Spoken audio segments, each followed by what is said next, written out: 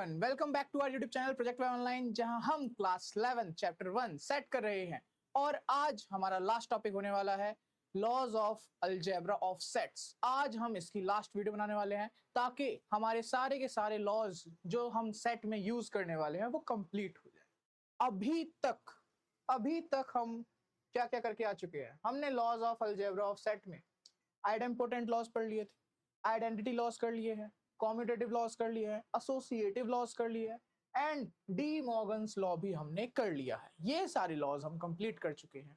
In laws में जहां हमें प्रूफ करने की जरूरत थी, commutative laws, associative laws, De Morgan's laws, इनको हमने क्या किया है, प्रूफ किया है। और प्रूफ करने के लिए जो सबसे मेन जो हमारे पास में इंपॉर्टेंट कॉन्सेप्ट था वो क्या था, if set A is a subset of set B. ये वाला हमारे पास में जो कॉन्सेप्ट था, यही कॉन्सेप्ट हमारे लिए सबसे इंपॉर्टेंट था कि सेट ए सेट बी का क्या है, हमारे पास में सबसेट है। सेट ए सेट बी का सबसेट है and set B is also a subset of A. Set B भी हमारे पास में सेट ए का क्या है, सबसेट है। तो जब ऐसे होता है दो सेट आपस में एक दूसरे के सबसेट हो जाते हैं तो वो दोनों सेट हमारे पास में क्या हो जाते हैं, वो एक दूसरे के इक्वल हो जाते हैं। हमने ये वाले कॉन्सेप्ट से, इस कॉन्सेप्ट से सारे लॉज को अभी तक प्रूफ करके आए हैं। आगे भी यही करना है हमको, और कुछ नहीं करना। तो अब हम आगे बढ़ते हैं। हमारे पास में जो लास्ट लॉ रह रहा है हमारे पास, क्या है वो है हमारा डिस्ट्रीब्यूटिव लॉ।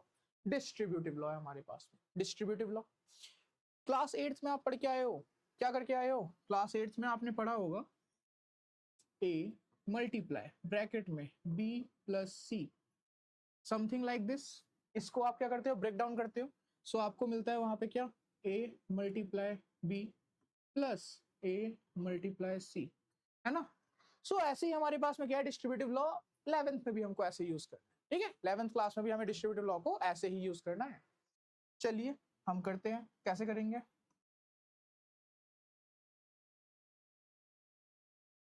यहां हमारे पास में सबसे पहले जो आएगा वो क्या है, क्योंकि हम सेट कर रहे हैं तो सेट में हमारे पास में A union B intersection C, B intersection C.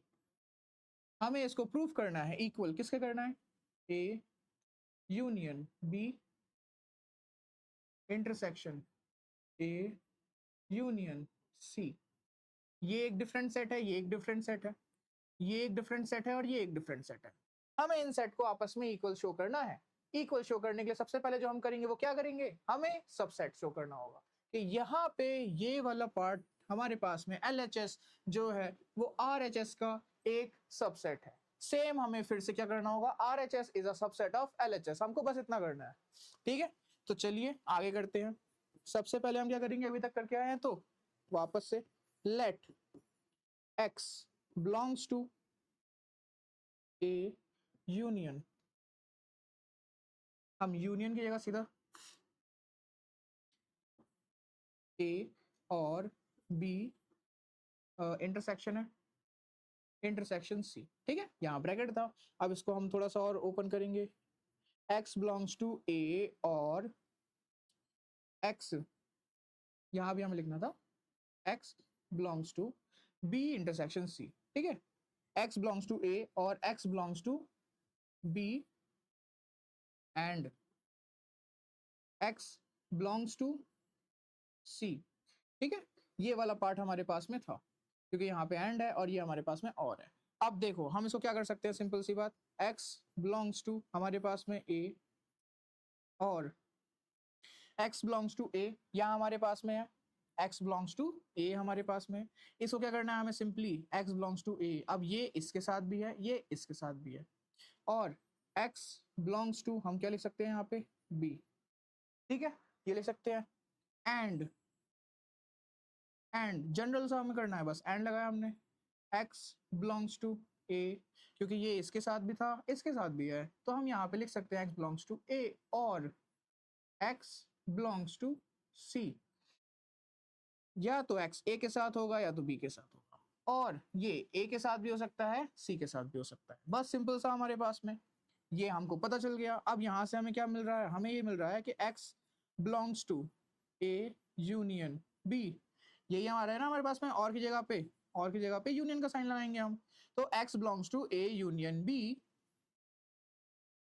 And and की जगह पे इंटरसेक्शन लगा दो, एंड की जगह पे इंटरसेक्शन लगा दो, एंड x बिलोंग्स टू क्या हो जाएगा, अभी चलो लिख देते हैं, ठीक है, एंड लिख देते हैं, एंड x बिलोंग्स टू हमारे पास में क्या हो जाएगा, x बिलोंग्स टू क्या हो जाएगा हमारे पास में, A यूनियन C, ये हो जाएगा हमारे पास में। इसको थोड़ा सा और फर्दर हम करेंगे तो क्या आ जाएगा, x बिलोंग्स टू हमारे पास में A union B intersection A union C, ये आ जाएगा। यहाँ से हमारे पास में क्या हो गया, क्योंकि ये x जो है वो A यूनियन B और A यूनियन C इंटरसेक्शन में आ सकता है, सिंपल सी बात।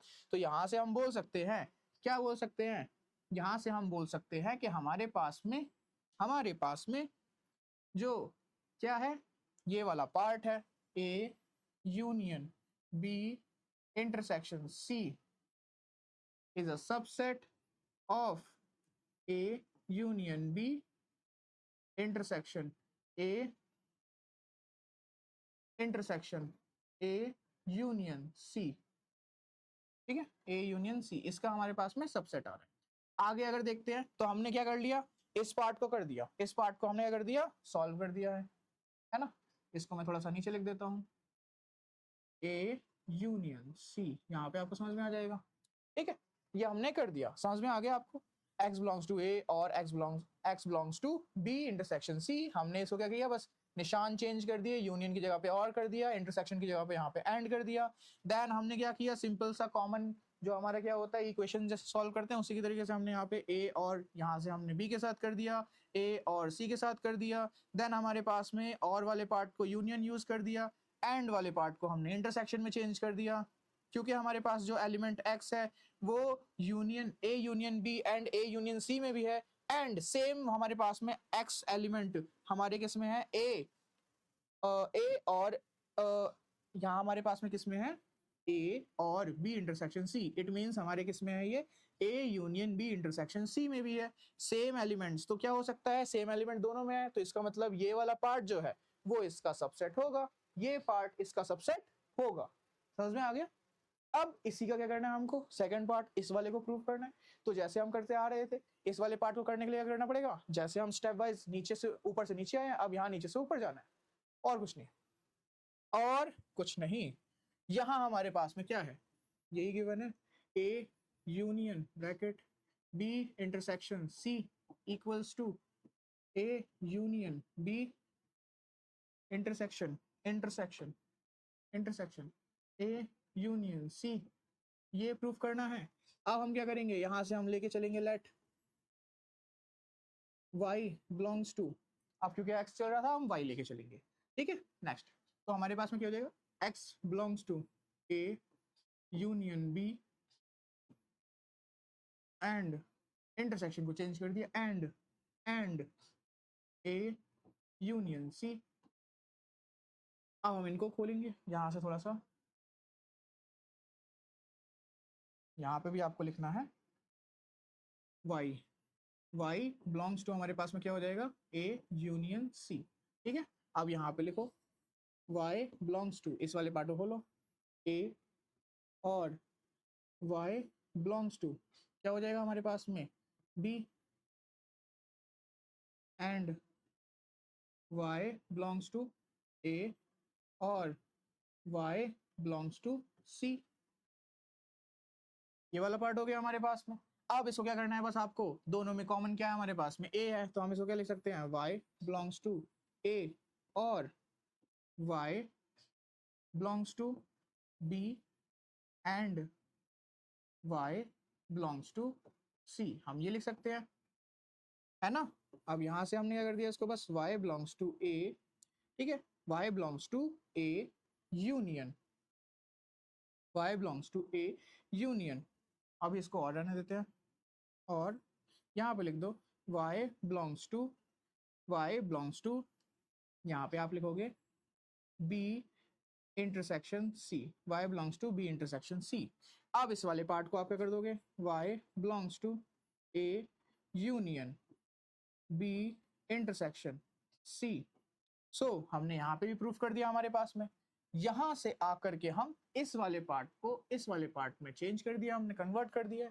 सो यहां से हम क्या बोल सकते हैं, इसको हम लिख सकते हैं सिंपल सा कि A union B intersection C is a subset of A union B intersection A union C। हम ये बोल सकते हैं। अब क्योंकि दोनों को हमने क्या कर दिया, दोनों को हमने क्या प्रूफ कर दिया, दोनों को ही हमने एक दूसरे का सबसेट प्रूफ कर दिया है। सो हमारे पास में क्या आ जाएगा, ये पार्ट, ये हमारे पास में हो जाएगा सिंपल सा हम बोल सकते हैं ये इक्वल है, ये पार्ट जो है हमारे पास में इक्वल है। A union B intersection C is equals to A union B and A union C, ठीक है, इंटरसेक्शन। तो ये हमारे पास में क्या हो गया, हैंस प्रूफ, हैंस प्रूफ, ठीक है, ये हमारे पास में हो गया सिंपल सा। समझ में आ गया, दैट्स क्लियर, इतना इजी था हमारे पास में। अब इसका एक बार स्क्रीनशॉट ले लो जल्दी से।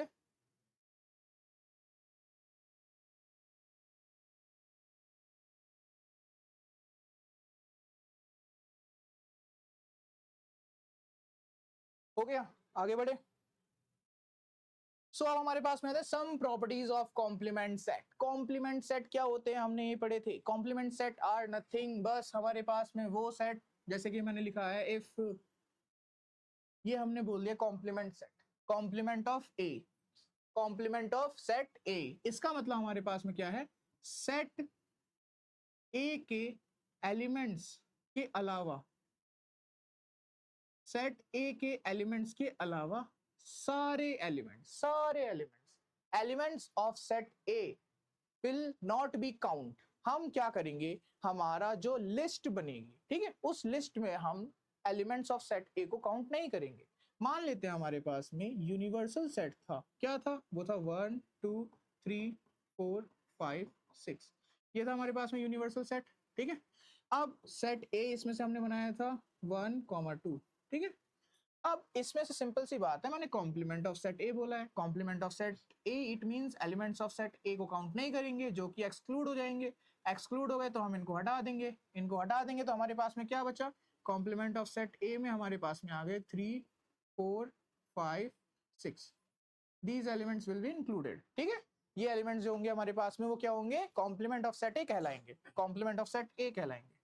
तो इसकी क्या प्रॉपर्टी है आखिर, तो कॉम्प्लीमेंट सेट में कॉम्प्लीमेंट लॉज हमारे पास में क्या बोलता है, इफ हमने क्या लिया है, एक हमारे पास में सेट ए है and union of complement set A and union of complement set A, हमें क्या मिलेगा इससे, व्हाट विल वी गेट, हमें क्या मिलेगा, हमारे पास में यूनियन मींस क्या होते हैं, यूनियन का मतलब होता है हमारे पास में all the elements of set A and second set, जितने भी हमारे पास में सेट है उन सभी के सारे एलिमेंट्स को ही तो हम बोलते हैं उन सभी को हम बोलते हैं यूनियन, वहां पे हम इंक्लूड करते हैं। तो सेट ए में हमारे पास में 1 और 2 है, कॉम्प्लीमेंट ऑफ सेट में ए में हमारे पास में 3 4 5 6 है। तो अगर मैं इन दोनों सेट को ही लिख रहा हूँ, इसका मतलब मैं क्या लिख रहा हूँ, यूनिवर्सल सेट लिख रहा हूँ। इसका मतलब मैं क्या लिख रहा हूँ, यूनिवर्सल सेट लिख रहा हूँ ना। मेरे पास में यूनियन में सेट ए भी इंक्लूड है, set complement of set A भी इंक्लूड है। इसका मतलब सिंपल सी बात, मैं यूनिवर्सल सेट को लिख रहा हूँ। तो हम क्या बोल सकते हैं, क्या बोल सकते हैं, union of complement of set A and set A will be get universal set. हम क्या मिलेगा हमको वहां पे, हमें मिलेगा यूनिवर्सल सेट। अब इसका ही सेकंड पार्ट अगर हम देखें, ये हमारे पास में फर्स्ट पार्ट, सेकंड पार्ट इसका अगर हम देखें तो सेकंड पार्ट में हमारे पास में क्या आ जाएगा, intersection set A and intersection of complement of set A, what will we get, सोचो सोचो सोचो सोचो, व्हाट विल वी गेट, हमें क्या मिलेगा, set A and intersection of set A, complement set A से हमें क्या मिलेगा, कॉम्प्लीमेंट का मतलब सिंपल सी बात, वो सारे एलिमेंट जो ए में नहीं है। अब ए में एलिमेंट्स नहीं है, कॉमन एलिमेंट्स नहीं है, क्या कॉमन एलिमेंट्स मिल रहे हैं आपको इनमें से, कुछ नहीं मिल रहा ना। तो इसका मतलब हमें क्या मिलेगा यहाँ पे, नल सेट, वॉइड सेट या फिर एम्प्टी सेट मिलेगा, एम्प्टी सेट मिलेगा, जिसको सिंपल सी लैंग्वेज में हम यहाँ पे एम्प्टी सेट के सिंबल से ऐसे भी शो कर सकते हैं, ठीक है, 5 वी विल गेट नथिंग। ठीक है, हमारे पास में 5 सेट रह जाएगा बस। अब लॉज ऑफ डबल कॉम्प्लीमेंट, तो क्या होता है हमारे पास में लॉज ऑफ डबल कॉम्प्लीमेंटेशन। तो सिंपल सी बात है, अगर मेरे पास में एक सेट ए था, उसका मैंने कॉम्प्लीमेंट फाइंड किया, उसका मैंने कॉम्प्लीमेंट फाइंड किया, तो कॉम्प्लीमेंट फाइंड करने पे मेरे को मिला 3 4 5 6। अब मैं इसका वापस से कॉम्प्लीमेंट फाइंड करता हूं, अगर अगर मैं इसका वापस से कॉम्प्लीमेंट फाइंड करता हूं, इसका मतलब ये तो एलिमेंट्स नहीं होने चाहिए उसमें, ये एलिमेंट्स नहीं होने चाहिए उसमें। यूनिवर्सल सेट में से सेट ए हमारे पास 1 एंड 2 था, इसका कॉम्प्लीमेंट हमारे पास 3 4 5 6 था। अब मैंने वापस कॉम्प्लीमेंट ऑफ सेट ए का एक और बार complement of set A find करने की कोशिश करूंगा, तो मेरे को ये सारे एलिमेंट्स तो हटाने पड़ेंगे। बच क्या जाएगा हमारे पास में, बच क्या जाएगा यूनिवर्सल सेट में, हमारे पास में सिर्फ 1 एंड 2 रह जाएगा ना, 1 एंड 2 रह जाएगा हमारे पास। तो वो तो हमें क्या, 1 एंड 2 क्या है हमारे पास में, 1 एंड 2 क्या है हमारे पास में, सेट ए, सेट ए। सो हमको क्या मिलेगा उसमें, सेट ए मिलेगा। क्या मिलेगा हमें, सेट ए मिलेगा। बस law of empty set and universal set. तो अब एम्प्टी सेट और यूनिवर्सल सेट का क्या होता है हमारे पास में, एम्प्टी सेट, अगर मैं कॉम्प्लीमेंट फाइंड करूं एम्प्टी सेट का, तो सोचो क्या आएगा, एम्प्टी सेट का यूनिवर्सल फाइंड करने की कोशिश करें, अगर एम्प्टी सेट का कॉम्प्लीमेंट फाइंड करेंगे हम, तो हमें क्या मिलेगा, व्हाट विल वी गेट, क्या मिल जाएगा बच्चा लोग, जल्दी जल्दी बताओ। अरे बहुत इजी है, एम्प्टी सेट का मतलब कोई भी एलिमेंट्स नहीं, तो सारे एलिमेंट्स आ जाएंगे, कोई भी एलिमेंट्स नहीं, इसका अपोजिट मतलब कोई भी एलिमेंट्स को हटा दे अगर हम, कोई भी एलिमेंट्स नहीं, इसका अपोजिट क्या होगा हमारे पास में, सारे एलिमेंट्स। सारे एलिमेंट्स क्या होते हैं हमारे पास में, यूनिवर्सल सेट होता है वो तो, क्या होता है, यूनिवर्सल सेट होता है वो तो, है ना। तो एम्प्टी सेट का अगर हम क्या करते हैं, कॉम्प्लीमेंट फाइंड करते हैं, तो we will get universal set, universal set. और इसी तरीके से अगर यूनिवर्सल सेट का अगर हम क्या करते हैं, कॉम्प्लीमेंट फाइंड करते हैं, यूनिवर्सल सेट का कॉम्प्लीमेंट फाइंड करते हैं, तो हमको क्या मिलेगा, क्या मिलेगा, 5 नल सेट, क्योंकि सारे एलिमेंट्स ही गायब करने पड़ेंगे हमें। जब सारे एलिमेंट्स गायब कर दिए तो हमारे पास क्या बच जाएगा, सिर्फ 5, है ना। बस इतना सा रह जाएगा हमारा, और कुछ नहीं, और कुछ भी नहीं हमारे पास में, बस ये चीजें रह जाएंगी हमारे पास में। अब नोट की बात कर लो, नोट की बात कर लो, नोट बना लो एक छोटा सा। क्या हो जाएगा हमारे पास में, if A is a subset of B, A हमारे पास में सबसेट है बी का, इसका मतलब ए के सारे एलिमेंट जो हैं वो बी में होंगे, क्योंकि सबसेट है ना, सिंपल सी बात। हमने मान लिया हमारे पास में ए था 1 2, बी था 1 2 3 5 7, है ना, ये थे हमारे पास में। तो ए बी का सबसेट है, तो बी के सारे ए के सारे एलिमेंट्स हमारे बी में होंगे। इसका मतलब हमारे पास में हम ये बोल सकते हैं, सिंपल सा क्या बोल सकते हैं इसको, हम ये बोल सकते हैं हमारे पास में एक छोटा सेट है, ये हम बोल सकते हैं इसको एक बड़ा सेट है। ठीक है, एक छोटा सेट है और एक बड़ा सेट है हमारे पास में।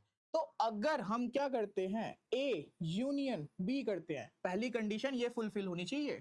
कंडीशन क्या होनी चाहिए हमारे पास में, इंपॉर्टेंट कंडीशन हमारी होनी चाहिए ये फुलफिल, कंडीशन इफ, अगर हमारे पास में ये दोनों चीजें हैं, तभी हम ये रूल को अप्लाई करेंगे आगे जो हम करने वाले हैं। ठीक है, पहले होना क्या चाहिए, वो दोनों सेट में से एक सेट दूसरे का सबसेट होना चाहिए, देन आप ये सोचोगे, देन आप ये नोट पॉइंट याद रखोगे। A union B, A union B हमें क्या मिल जाएगा, ए यूनियन बी हमको क्या मिल जाएगा, मतलब सिंपल सी बात है, ए यूनियन बी, इसका मतलब सिंपल सी कि हमारे पास बी में क्या है, ए ऑलरेडी मौजूद है, दोनों में से हमारे पास में क्या, ए और बी के सारे एलिमेंट्स, बी में ए पहले से इंक्लूडेड है, तो ए यूनियन बी हमें क्या पता चलेगा, बी, ए यूनियन बी हमें क्या मिलेगा, बी ही मिलेगा। फर्स्ट, सेकंड, सेकंड यहां हमारे पास में क्या आता है, अब हमारे पास में अगर हम इसको अपोजिट करते हैं, इंटरसेक्शन करते हैं, यूनियन की जगह पे इंटरसेक्शन करते हैं, तो हमें क्या मिल जाएगा, तो देखो देखो यहां हमारे पास में क्या है, ए, यहाँ पे क्या हमारे पास में बी, दोनों में बी में हमारे पास में क्या, ए पहले से इंक्लूडेड है, और इंटरसेक्शन का मतलब क्या होता है, common elements of both set, दोनों सेट के कॉमन एलिमेंट्स ही फाइंड करने हैं हमको, बस सिंपल सी बात। ये हमारे पास वीन डायग्राम से समझ लो। ठीक है, यहाँ हमने क्या लिखे हैं 1 2, यहाँ हमारे पास में क्या है 3 5 एंड 7। ठीक है, ये हमारे पास में सेट ए है, ये हमारे पास में सेट बी है। तो सेट ए में और सेट बी में कॉमन एलिमेंट्स तो बस ये वाला पार्ट है हमारे पास में ना, ये वाला पार्ट ही है। तो जो हमारे पास में कॉमन एलिमेंट्स है वो हमको इंटरसेक्शन में क्या आएगा, हमारे पास में आएगा ए, हमारे पास में क्या आएगा, बस ए आएगा, सिंपल। तो हमने यहाँ पे हमारे laws of algebra of set complete कर लिए, ठीक है, इंपॉर्टेंट चीजें भी कुछ कर ली। अब आपको बस क्या करना है, इनको अच्छे से एक बार रिवाइज करना है, और रिवाइज करने के बाद क्वेश्चन प्रैक्टिस करनी है। और अगर आपका कोई भी डाउट रहता है तो आप मुझसे पूछ सकते हैं अच्छे से, कमेंट सेक्शन में अपने क्वेश्चन और डाउट्स लिख दीजिएगा, मैं आपके क्वेश्चंस और डाउट्स वहां से सॉल्व करवा दूं, ठीक है। तो चलिए आज के लिए बस इतना ही, बाय बाय, मिलते रहिए।